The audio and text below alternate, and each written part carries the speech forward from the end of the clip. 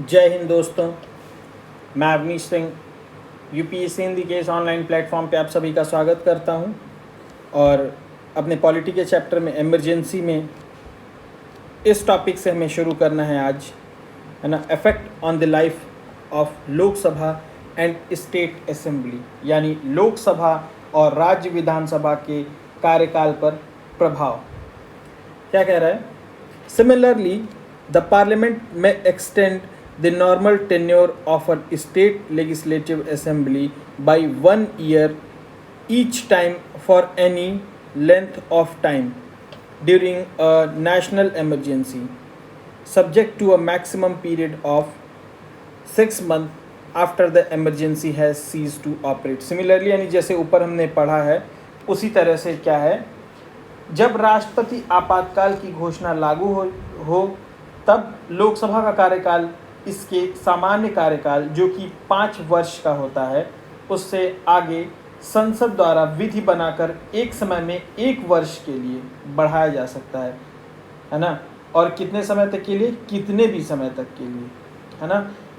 पर याद रहे कि ये जो विस्तार होगा, ये जो एक्सटेंशन होगा, है ना, ये कितने कब तक होगा?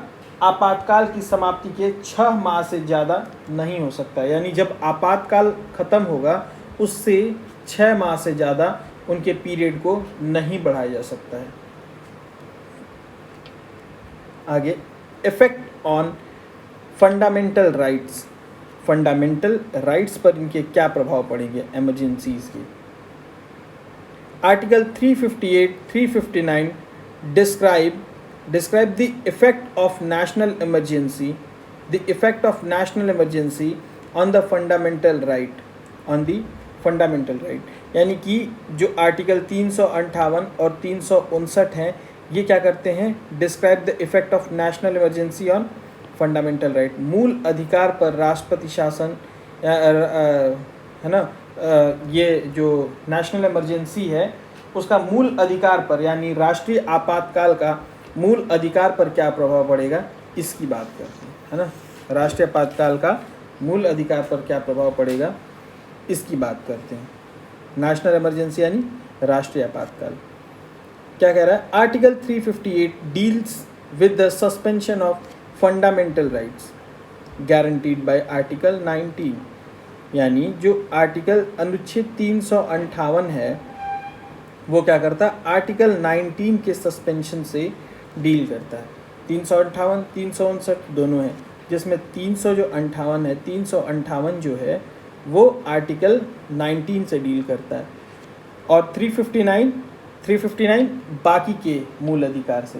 जो 359 है वो बाकी के जो अन्य मूल अधिकार हैं उनके निलंबन से संबंधित है, जिसमें आर्टिकल 20 और 21 जो मौलिक अधिकार हैं उनका निलंबन नहीं होता है। आगे क्या कह रहा है? Suspension of fundamental right under article 19 according to article 358 when the proclamation of national emergency is made, the 6 fundamental rights under article 19 are automatically suspended. यहाँ एक वर्ड लिखा हुआ है ऑटोमेटिकली, ये आपको ध्यान देना है ना। ऑटोमेटिकली वर्ड जो है आपको क्या करना है? ध्यान देना है आपको। क्या कह रहा है? No separate order for their suspension is required, यानी इनके निलंबन के लिए कोई अलग से आदेश की ज़रूरत नहीं होती है ना। क्या कह रहा है कि जो अनुच्छेद 358 है, जब राष्ट्रीय आपात की घोषणा की जाती है तो जो अनुच्छेद 19 द्वारा जो प्रदत्त 6 मूल अधिकार मिले हुए हैं वो स्वतः ही निलंबित हो जाते हैं, यानी ऑटोमेटिकली वो सस्पेंड हो जाते हैं। इनके लिए किसी अलग से सस्पेंशन ऑर्डर की ज़रूरत नहीं होती है। क्या कह रहा है आगे? The article the amendment 44th amendment act of 1978 restricted the scope of Article 358 in 2 ways. Restricted the scope of Article 358 in 2 ways, यानी कि 1978 का 44वां संविधान संशोधन अधिनियम अनुच्छेद 358 की संभावना पर दो प्रकार से प्रतिबंध लगा दिया गया, दो प्रतिबंध लगा दिया है ना। पहला क्या है? The 6 fundamental rights under Article 19 can be suspended only when national emergency is declared on the ground of war or external aggression and not on the ground of armed rebellion. Original constitution में ये provision नहीं था, original constitution में ये provision नहीं था। कब लाया गया है? 44th अमेंडमेंट एक्ट 1978 में क्या कहा है? इसने 358 को, आर्टिकल 358 को दो तरह से प्रतिबंधित कर दिया है, जिसमें पहला क्या कहता है कि जो 6 मूल अधिकार आर्टिकल 19 के तहत जो 6 मूल अधिकार मिले हैं वो कब सस्पेंड किए जाएंगे? वो कब सस्पेंड किए जाएंगे? जब जो ये आपातकाल है उसकी घोषणा युद्ध अथवा बाह्य आक्रमण के आधार पर किया गया हो, है ना कि सशस्त्र विद्रोह के आधार पर किया गया। अगर सशस्त्र विद्रोह के आधार पर किया गया होगा तो नहीं किया जाएगा। सेकेंडली, जो दूसरा प्रोविज़न है वो क्या कह रहा है? Only those laws which are related to emergency are protected from being challenged and not other laws, यानी कि अदर लॉज चैलेंज नहीं किए जाते हैं इस आर्टिकल में, सिर्फ इमरजेंसी से रिलेटेड लॉ चैलेंज किए जाएंगे, है ना। यानी कि क्या कह रहा है? केवल उन विधियों को जो आपातकाल से संबंधित हैं चुनौती नहीं दी जा सकती है, तथा ऐसे विधियों के अंतर्गत किए गए कार्यकारी निर्णयों को भी चुनौती नहीं दी जा सकती है ना। यानी जो कार्यकारी निर्णय लिए जाएंगे उस समय उनको भी चुनौती नहीं दी जा सकती है। Suspension of other fundamental rights भी क्या कह रहा है? यानी कि जो बाकी के मूल अधिकार हैं उनका निलंबन, जो आर्टिकल 359 जिसकी बात करता है। Authorises the president to suspend the right to move any court for the enforcement of fundamental right during a national emergency। यानी कि जो अनुच्छेद 359 है, 359 है, वो राष्ट्रपति को आपातकाल के मूल अधिकारों को लागू करने के लिए न्यायालय में जाने के अधिकार को निलंबित करने के लिए अधिकृत करता है। आपने ऊपर वाले में और नीचे वाले में एक देखा अंतर आपने कि यहाँ जो ये आर्टिकल 19 है वो स्वतः निलंबित हो जा रहा है, ऑटोमेटिकली सस्पेंड हो जा रहा है। लेकिन जो ये है ये क्या करता है? प्रेसिडेंट को ऑथोराइज़ करता है कि वो जो इन्फोर्समेंट है फंडामेंटल राइट्स का, है ना, उसको नहीं करने के बावजूद अगर उसको नहीं फॉलो किया जाता है तो उसके लिए आप कोर्ट नहीं जा सकते हैं। This means that under Article 359 the fundamental right as such not suspended, यानी कि पूरा का पूरा मूल अधिकार नहीं सस्पेंड होता है, but only their enforcement is suspended, है ना, उनका एनफोर्समेंट सस्पेंड किया जाता है। The said right are their theoretically alive but the right of seek remedy is suspended, है ना। कहने का मतलब क्या है कि वो जो अधिकार हैं वो अलाइव रहते हैं, है ना, यानी वो रहते हैं, सिर्फ उनका जो प्रभाव है उसको सस्पेंड कर देता है, यानी आप उनके लिए कोर्ट नहीं जा सकते हैं।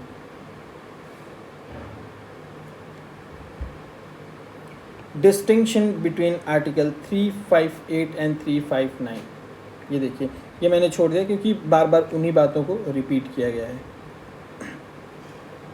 जो ऊपर बातें बताई जा चुकी हैं। Distinction between Article 358 and 359.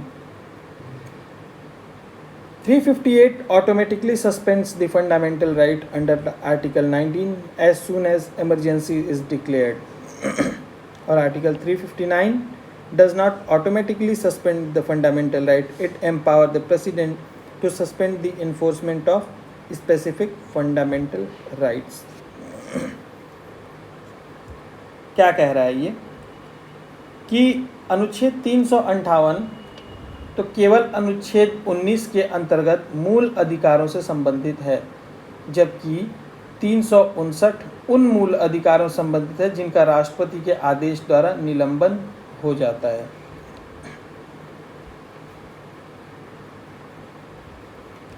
ये कह रहा है आगे ये क्या कह रहा है कि जो अनुच्छेद 358 है वो स्वतः ही निलंबित, वही बार बार बात रिपीट की जा रही है, पर मैंने अगर टिक लगाया है, मार्क किया है, तो मैं आपको समझा देता हूँ।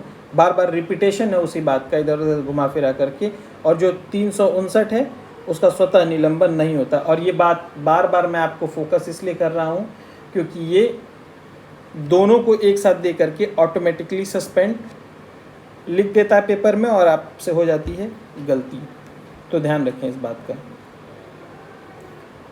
अगला पॉइंट क्या है? Article 358 operates only in case of external emergency.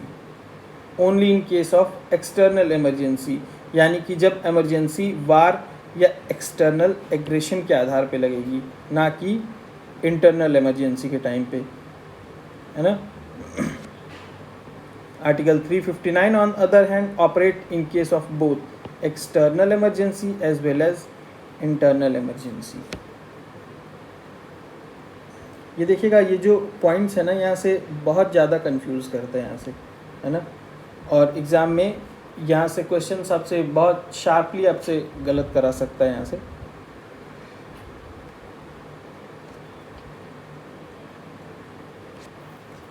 अगर थोड़ी बहुत रुक जाती है तो आप लोग परेशान मत हुआ कीजिए, क्योंकि गला सूख जाता है बोलते बोलते, है ना।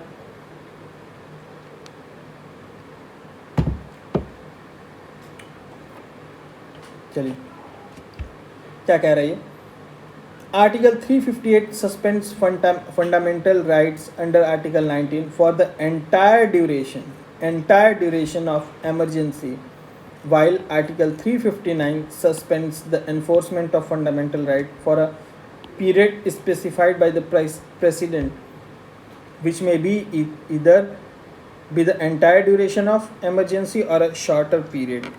क्या कह रहा है ये कि जो आर्टिकल 19 सस्पेंड होता है वो जब तक इमरजेंसी जब से लगेगी और जब तक रहेगी, वो एंटायर ड्यूरेशन के लिए सस्पेंड किया जाता है आर्टिकल 19। लेकिन जो बाकी के आर्टिकल जो प्रेसिडेंट जिनका इन्फोर्समेंट रोक देता है 359 के अंतर्गत, वो ज़रूरी नहीं कि इमरजेंसी लगाई जाए तो तुरंत लागू ही हो जाए। आर्टिकल 19 तो तुरंत ऑटोमेटिकली लागू हो जाता है, लेकिन आर्टिकल 359 प्रेसिडेंट चाहे तो 10 दिन बाद लगा सकता है, और 10 दिन, 2 दिन, 4 दिन, जैसा उसको प्रतीत होता है उसके पहले भी उसको हटा सकता है, क्योंकि उसकी सिर्फ आपको ये इजाज़त देनी होती है कि अब आप कोर्ट जा सकते हैं, है ना। चलिए, article 358 extends to the entire country. 358 extends to the entire country, यानी कि पूरे के पूरे देश के ऊपर लागू होता है। लेकिन जो 359 है वो पूरे देश के भी ऊपर लागू हो सकता है और सिर्फ किसी पर्टिकुलर क्षेत्र के भी ऊपर लागू हो सकता है। Article 358 suspends Article 19 completely, while Article 359 does not empower the suspension of enforcement of Article 2021। 20-21 इसमें, यानी बार बार बात वही रिपीट होकर के आ रही है। चलिए, डिक्लेरेशन मेड सो फार, अब तक कितनी डिक्लेरेशन की जा चुकी हैं?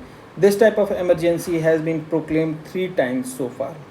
पहला 1962, दूसरा 1971 और तीसरा 1975। The first proclamation of national emergency was issued in October 1962 on account of Chinese aggression। क्या कह रहा है? जो पहला राष्ट्रीय आपातकाल लागू किया गया था वो जब चीन ने आक्रमण कर दिया था। जब चीन ने आक्रमण किया था 1962 में, उस समय में पहला इमरजेंसी लगा था, है ना। दूसरा कब लगा था? 1971 में लगा था। और तीसरा कब लगा था? 1975 में। क्या आप लोग डेट इतना याद रखने की ज़रूरत नहीं है, बस 3 लगा, ये आप लोग ध्यान रखिए। The first two proclamation were made on the ground of external aggression, while the third proclamation was made on the ground of internal disturbance. तो इसी के बाद से ये इंटरनल डिस्टर्बेंस वर्ड हटा दिया गया है ना, आर्म्ड रिबेलियन वर्ड ले आ दिया गया इसके जगह पे। तो जो आर्म्ड रिबेलियन वर्ड है वो ओरिजिनल कॉन्स्टिट्यूशन में नहीं था, वो किस में आया, 1975 में आया, 1975 में आया वो। चलिए देखिए, यहाँ से हम लोग शुरू करते हैं अगला अपना प्रेसिडेंट रूल। क्या, president rule, grounds of imposition. President rule यानी कि राष्ट्रपति शासन। तो इनका जो इम्पोजिशन का जो आधार है वो क्या है, वो क्या आधार क्या है, वो इसे क्या क्या कहते हैं ये आप जान लें पहले। तो प्रेसिडेंट रूल को हम लोग स्टेट इमरजेंसी, है ना, स्टेट इमरजेंसी या कॉन्स्टिट्यूशनल इमरजेंसी भी कहते हैं, यानी राज्य आपात या संवैधानिक आपातकाल भी कहा जाता है। इसमें क्या होता है कि जो केंद्र है ना, केंद्र जो है, centre takes over the government of state under article 356 in case of failure of constitutional machinery in state. यानी कि क्या करता है कि आर्टिकल 356 के तहत जैसे ही कॉन्स्टिट्यूशनल मशीनरी यानी कि संवैधानिक तंत्र विफल हो जाने पर सेंटर क्या करता है, स्टेट गवर्नमेंट को अपने अंडर में ले लेता है ना। आगे क्या कह रहा है, president rule can be proclaimed under article 356, 356 के तहत इसको लागू किया जा सकता है 2 ग्राउंड पे, और वो दोनों ग्राउंड कौन कौन से हैं।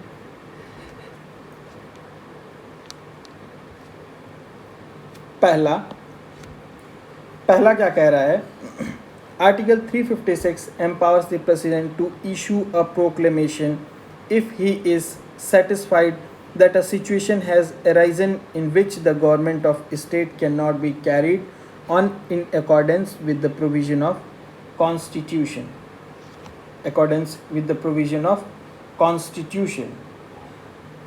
यानी अनुच्छेद 356 क्या कहता है, अनुच्छेद 356 कहता है कि राष्ट्रपति को घोषणा जारी करने का अधिकार देता है यदि वह इस बात से आश्वस्त हो जाए कि वह स्थिति आ गई है कि राज्य सरकार संविधान के प्रावधानों के अनुरूप नहीं चल रही है, या फिर राष्ट्रपति राज्य के राज्यपाल के रिपोर्ट के आधार पर दूसरे ढंग से राज्यपाल के विवरण के बिना भी उस पर क्या कर सकता है, एक्शन ले सकता है ना, उस पर एक्शन ले सकता है, even without a governor report.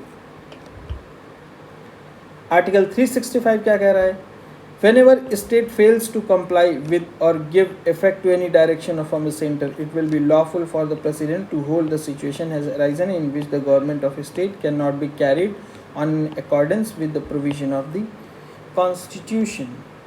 यानी 365 के अनुसार यदि कोई राज्य केंद्र द्वारा दिए गए निर्देशों का पालन करने या उसे प्रभावी करने में असफल होता है तो यह राष्ट्रपति के लिए विधि संगत होगा कि उस स्थिति को संभाले जिसमें अब राज्य सरकार संविधान की प्रबंध व्यवस्था के अनुरूप नहीं चल सकती है। यानी जैसे ही लग जाए उसको कि संविधान के अनुरूप नहीं चल रही है, वो कॉन्स्टिट्यूशन का पालन नहीं कर रहे हैं, उस केस में स्टेट इमरजेंसी लगाई जा सकती है। तो दोनों में अंतर समझ में आया आपको, 356 और 365 में। आगे parliamentary approval and duration. Parliamentary approval and duration यानी संसदीय अनुमोदन तथा समयावधि, यानी कि पार्लियामेंट का अप्रूवल क्या होगा, कैसे होगा और कितने दिनों तक होगा, कितने साल तक, कितने टाइम तक के लिए होगा, इस बात का इस टॉपिक में जिक्र किया गया है। कह रहा है a proclamation imposing president rule must be approved by both the houses of the parliament within 2 months from the date of issue। यानी कि राष्ट्रपति शासन के प्रभाव की घोषणा जारी होने के 2 माह के भीतर इसका संसद के दोनों सदनों द्वारा अनुमोदन हो जाना चाहिए। यहाँ पे आप देखें, यहाँ पे 2 मंथ है। कितने मंथ है? 2 मंथ है। और आप ऊपर जाके देखेंगे एक बार पिछले क्लास में तो 1 मंथ बताया गया है। आप दोनों का जो है डिफरेंस एक जगह पे कॉपी पे लिख लें ताकि वो आपको कंफ्यूज ना कर सके, है ना। If the proclamation of President's rule is issued at a time when the Lok Sabha has been dissolved or the dissolution of Lok Sabha takes place during the period of 2 months within approving the proclamation, then the proclamation survive only 30 days from the first sitting of the Lok Sabha, है ना। ये same बात जो मैंने पहले बताई है वही है, यानी मैक्सिमम 30 दिनों तक ही लोकसभा के फर्स्ट सिटिंग के 30 दिनों तक ही वो प्रभावी रह सकता है।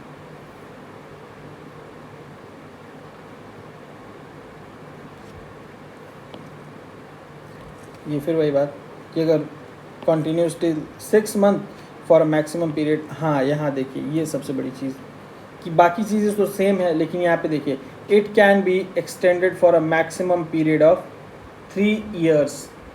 नेशनल इमरजेंसी कितना था ये आपने देखा, यहाँ पे ये अंतर देखिए, वहाँ पे कितना था 1 मंथ, यहाँ पे कितना है 2 मंथ। वहाँ पे कितना था इनडेफिनिट पीरियड और यहाँ पे कितना है, यहाँ पे कितना है स्टेट इमरजेंसी में कितना है 3 years है, मैक्सिमम लिमिट 3 साल की है। With the approval of president every 6 month, हर 6 माह पर करना पड़ेगा, है ना। फिर आगे वही बात कि दोनों जब नहीं होंगे तो वो मैक्सिमम 30 दिन तक रह सकता है। Every resolution approving the proclamation of president rule or its continuation can be passed by either house of parliament only by simple majority, that is majority of the member of that house of present and voting। यानी जो resolution होगा president rule को लगाने का वो किससे पास हो जाएगा? सिंपल मेजॉरिटी से। किससे पास हो जाएगा? सिंपल मेजॉरिटी से पास हो जाएगा। A proclamation of president rule may be revoked by president at any time। Such a proclamation, यानी इसको फिर वही बात कि जब राष्ट्रपति शासन हटाना होगा तो राष्ट्रपति एक बस निर्णय ले लेगा। ये जरूरी नहीं कि इसको लोकसभा, विधानसभा या इन जगहों पे पास कराना जरूरी नहीं होगा रिवोकेशन के टाइम पे, है ना। इनके रिवोकेशन के टाइम पे यानी जब इनको हटाना होगा तो उस टाइम पे ज़रूरी नहीं है ना। बस राष्ट्रपति एक आदेश जारी करके ये काम कर सकता है। संसद के उसके आदेश की कोई अनुमति की कोई आवश्यकता नहीं होती है। आगे क्या कह रहा है? Consequences of the president rule. Consequences of the president rule यानी राष्ट्रपति शासन के क्या रिजल्ट्स होंगे, है ना। क्या रिजल्ट्स होंगे, क्या प्रभाव होंगे उसके। पहला, he can take up the functions of state government and the power vested in the governor or any other executive authority of the state।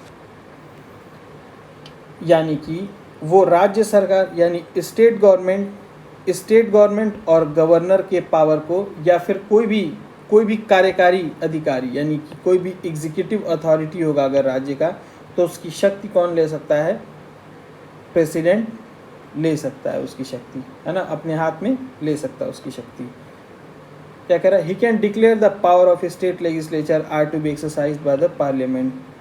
वो ऐसी घोषणा कर सकता है कि अब संसद राज्य विधायिका की शक्तियों का प्रयोग करेगी, यानी कि राज्य विधायिका की शक्तियों पर, यानी जो जिन पे इसको राज्य विधायिका को नियम बनाने का अधिकार है उस पर कौन नियम बनाएगा? अब पार्लियामेंट बनाएगी। ऐसा कौन दे सकता है निर्णय? राष्ट्रपति, है ना।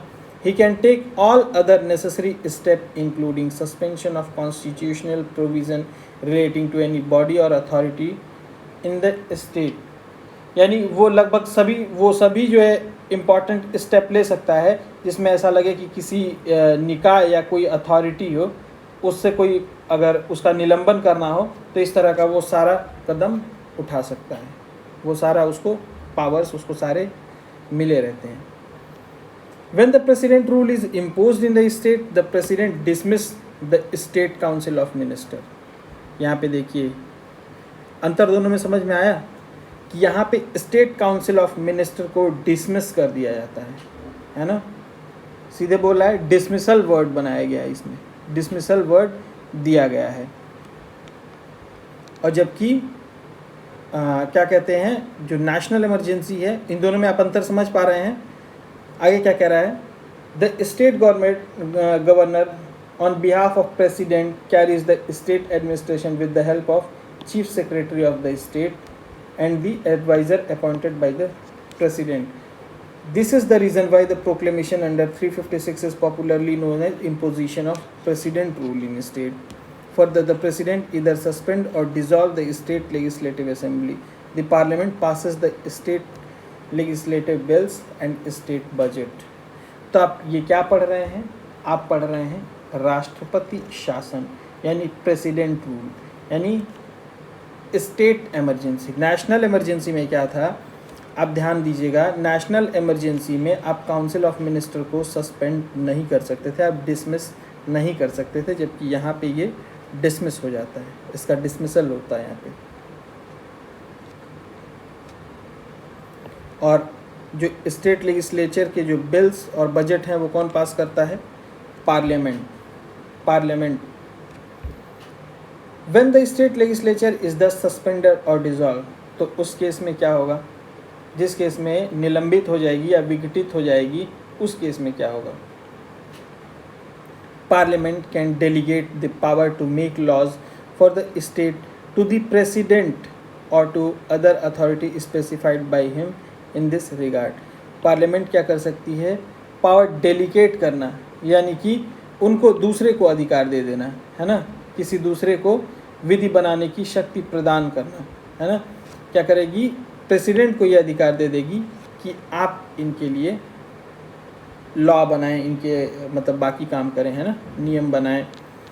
The parliament or in case of delegation the president any other specified authority can make law conferring power and imposing duties on the centre or its officer and authority. लगभग वही बात है। आगे, the president can authorize when the Lok Sabha is not in session expenditure from the state consolidated fund pending its sanction by the parliament। यानी जब लोकसभा का सत्र नहीं चल रहा हो उस समय राष्ट्रपति संसद की अनुमति के लिए लंबित पड़े राज्य की संचित निधि के प्रयोग को प्राधिकृत कर सकता है, यानी कि आदेश दे सकता है। और चौथा पॉइंट क्या कहते हैं, the president can promulgate when the parliament is not in session ordinance for the government, यानी कि जब पार्लियामेंट सेशन में नहीं होगा तो उस समय वो स्टेट के लिए ऑर्डिनेंस भी बना सकता है। It should be noted here that the president cannot assume to himself the power vested in concerned high court or suspend the provision of constitution relating to it. In other words, the constitutional positions, status, power and function of the concerned state high court remain same even during the president rule। क्या कहने का मतलब है, अभी आपने ऊपर आपने यहाँ पे पढ़ा है कि जो स्टेट लेजिस्लेचर है उसको सस्पेंड कर दिया जाता है, तो यहाँ पे यूपीएससी क्या करती है कि स्टेट लेजिस्लेचर की जगह एक दूसरा शब्द लेकर के आती है, उसकी जगह क्या करती है, वो हाई कोर्ट वर्ड लेकर के आती है, हाई कोर्ट, है ना। तो जो क्या आपको लगता है कि उस समय हाई कोर्ट भी सस्पेंड हो जाएगी? क्या आपको लगता है कि उस समय हाई कोर्ट सस्पेंड हो जाएगी? नहीं, उस समय जो कंसर्न हाई कोर्ट है उसको सस्पेंड नहीं किया जाएगा, उसका पावर वैसे का वैसे ही रहता है। आगे, यूज ऑफ आर्टिकल 356 यानी अनुच्छेद 356 का प्रयोग, इसका इस्तेमाल कैसे करते हैं। Since 1950 the president rule has been imposed on more than 125 occasions, that is on an average twice a year. Further, on a number of occasions the president rule has been imposed in an arbitrary manner for political or personal reason. Hence, Article 356 has become one of the most controversial and most criticized provision of the Constitution. है ना. इसका बार बार जो है यहाँ से देखिए बहुत question आए नहीं हैं, और जो थोड़े बहुत हैं वो पिछले टॉपिक में मैंने कवर कर दिया कि कब कब लगाए गए हैं. और आप अब ये कौन याद रखा कि कौन सा किस राज्य में कौन सा कब लगाया गया. मैंने बस आपको इसलिए बता दिया कि बहुत सारे लगभग 125 से भी ज़्यादा, क्योंकि यहाँ पे पीसीएस टाइप वाले क्वेश्चंस आ सकते हैं, लगभग 125 से भी ज़्यादा बार अब तक क्या किया जा चुका है, राष्ट्रपति शासन लगाया जा चुका. और इसको एक तरह से आर्बिट्रेरी पावर की तरह देखा जाता है, यानी कि मनमाना तरीके से इसका इस्तेमाल लोग करते हैं, है ना. जो केंद्र सरकार है कभी कभी मनमाने तरीके से इसका इस्तेमाल करती है.